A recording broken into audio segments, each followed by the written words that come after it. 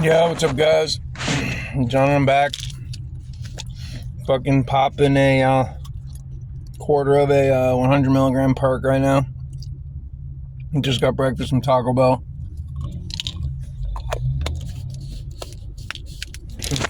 White screen.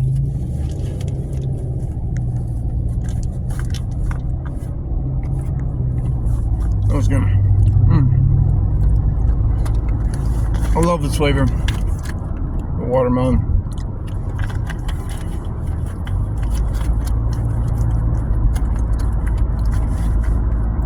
I just ate a quarter, which is 25 milligrams.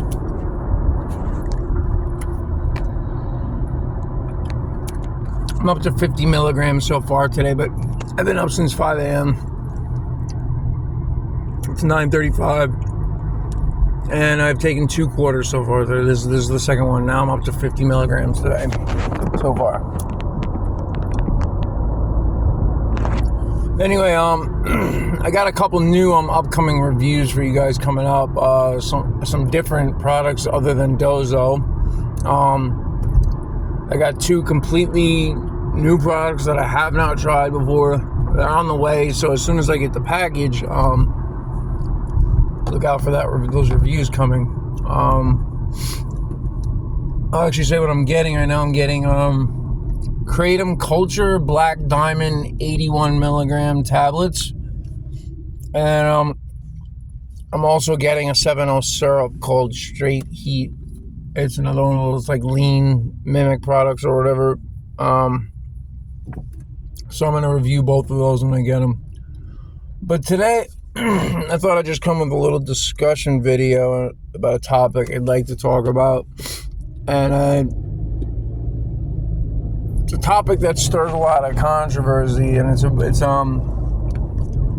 replacing one substance for another, like how I personally feel about that. And I think it depends on the situation, the person, and really what drug you're using to replace, and what drug were you using before, and what are you using to replace it? Is it safer, and blah blah blah, you know? So 7.0 falls into this category. Now, yes, I use 7.0 as a way to replace harder, more dangerous opiates, but I'm also a chronic pain patient at the same time, and I know like a lot of these people watching my videos would think I'm bullshitting about the chronic pain thing, so I'm going to be real with you guys. Like, I was an opioid addict before I sustained my spinal cord injury to where now I'm a chronic pain patient. I was an opiate addict for like over a decade before that happened. It just, and I'm gonna be real with you, this is kind of fucking sick. But when I broke my back in that car accident and my L1 vertebrae got shattered and I had to have surgery and I have bulging discs and all that, the sick thing is I was happy because I thought I was gonna get a script for opioid meds, and I thought like it would be like enough of an injury to get a fucking lifelong script for opioids, which didn't happen. They gave me a script for opioids, but they only kept me on for about 6 months. Didn't even want to give them to me to begin with. I think they knew I was an addict. I tried to keep them giving them to me for as long as possible, but so yes, I'll admit I used 7.0 to replace heroin and fentanyl. Or just opiates in general, because like I didn't use one specific opioid. Like I used any and all. I did pain pills, I did heroin, I did fentanyl. I mean, I did them all. Like it didn't really matter which one it was. Whatever one you put in front of me, I would do. But I've had a physical opioid habit for over 20 years. My opioid habit didn't stop when I went to prison. I was using in prison. Like, the longest I've been clean from opioids since 2003 is 2 months. Isn't that crazy? In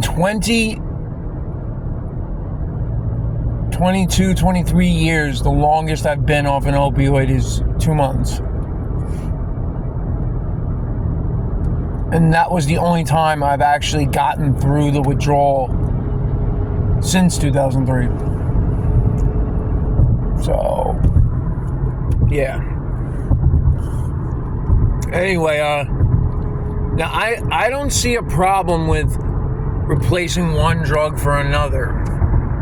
As long as the drug that you're using to replace the other one, so as long as you're replacing a more dangerous drug with a safer drug, I'm okay with replacing one drug for another. If it enables you to do drugs more safely and save your life and enables you to live a functional life, then by all means replace that one drug with that other that helps you, live a better life.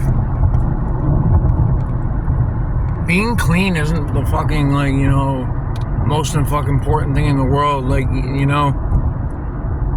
You don't have to be a sober person. I don't know what I'm trying to say, but you don't have to be a sober person to be a good person, to do okay in life. You don't have to be sober for that. The stigma around using drugs is ridiculous. What's the big deal? And especially the Narcotics Anonymous people, man, I can't stand them. With the fact, you're not clean if you're on subs or methadone. I know people who've lived functional lives for 25 years on methadone. One of my friend's wives has been taking methadone for fucking 25 years. I don't ever see myself getting fully off opioids if 7-0, which probably eventually it will disappear, or something will happen to where it's gone. Hopefully, I pray to God not, but if that happens, I will not go back to street opioids ever again. When I quit heroin/fent, I always say heroin/fent because I was using heroin for years. I started. So let me start with saying how my opioid habit was and how it all got started. So in 2003, I was 16 years old, and I tried my first pain pill. My dad had back surgery, and they gave him a bunch of Percocets. I went into his closet and stole them. And my first time ever doing an opioid, I popped 3 10 milligram perks, and I was fucking lit, and I loved it, and it was off to the races from there, and it's never really stopped since. I eventually got into stronger pills. I was doing the Oxy 80s for a while, but those things were expensive, man. They were $50 a fucking pill. It was hard to maintain that habit, and I was dating this girl at the time who used heroin, and she got me to try it. She was like, "This is a lot cheaper. It's $10 a bag, and same fucking high." And once I tried that, I was like, "Fuck the pills. This is so much cheaper." And I used heroin from then on up until 2021 when I got clean from street opioids. But I say heroin/fent because towards the end of my street opioid usage, there was no real heroin on the streets. It was all fentanyl. Now, in 2021, I had an overdose on fentanyl, and it took 7 Narcans to revive me. And that was the only opioid overdose I ever had in my life. Which is surprising because I was using them for 20 plus years without ever ODing. And then in 2021 it happened. I'm pretty sure it happened because it was fentanyl, I'm a big guy and everything, and I can handle large amounts of drugs. My body eliminates drugs from my system a lot quicker than most people.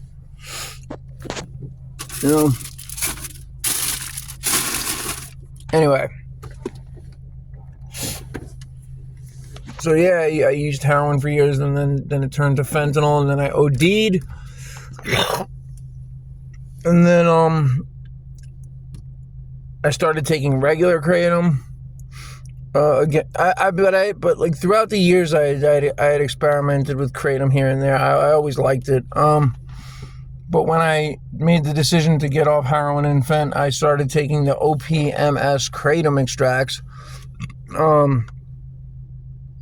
And that was keeping me good for about a year, but then I got arrested for a DUI in 2022, and I got put on probation for a year. The probation department in the area where I live actually had a test for kratom, so I had to stop, and I got on Suboxone for that year that I was on probation.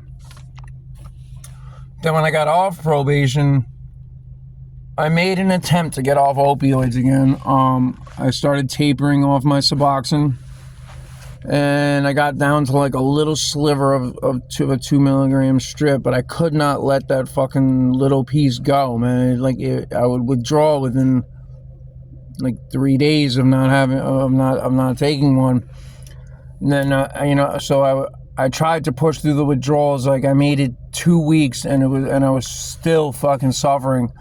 And I cracked, and I went back to kratom. I initially bought the OPMS, but I noticed the 7.0 packet starting to appear. And when I saw it, I asked the guy behind the counter. I was like, "Let me see that one pack." This was 7 ohms.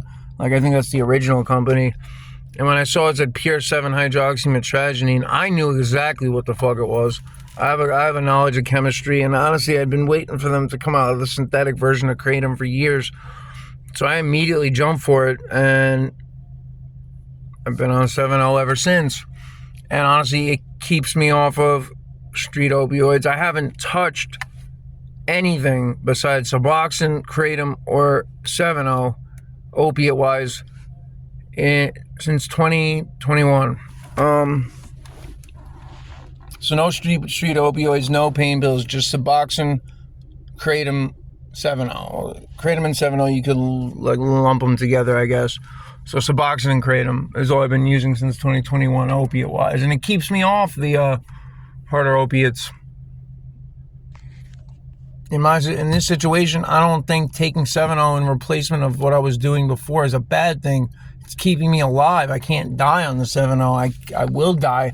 Dude, if I went back to fentanyl today, I would drop dead in 2 seconds. Because I've been off it for so long.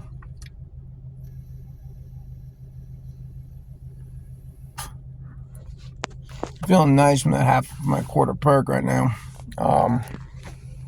Yeah. I do these videos off the top of my head, so like whatever thought comes to my head is what I say. That's why I pause a lot of times and I'm thinking. I don't think up what the fuck I'm going to say before I start these videos. I just let the camera roll and let the fucking thoughts and ideas flow. Whatever comes to my mind is what I say. That's why it doesn't sound too like intelligent and shit. It's because like I'm literally coming up with everything on the fly. So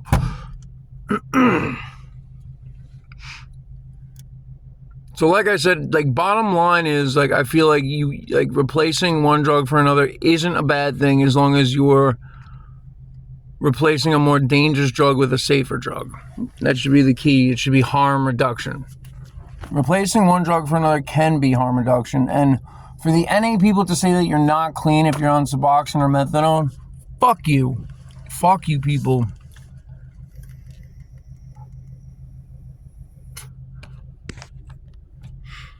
And all you people judging people for being on Suboxone, methadone, or doing 7.0 or whatever, fuck you. That's all I have to say.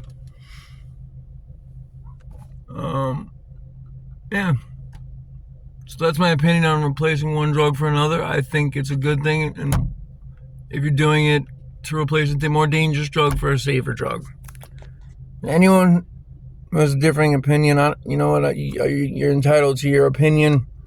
But if you don't have anything to say nice, to people who are using other substances, other substances such as 7.0, kratom, Suboxone, or methadone to stay off harder opiates, keep your opinion to yourself if you don't have anything nice to say. That's all I got to say. Peace out, guys. Stay lit.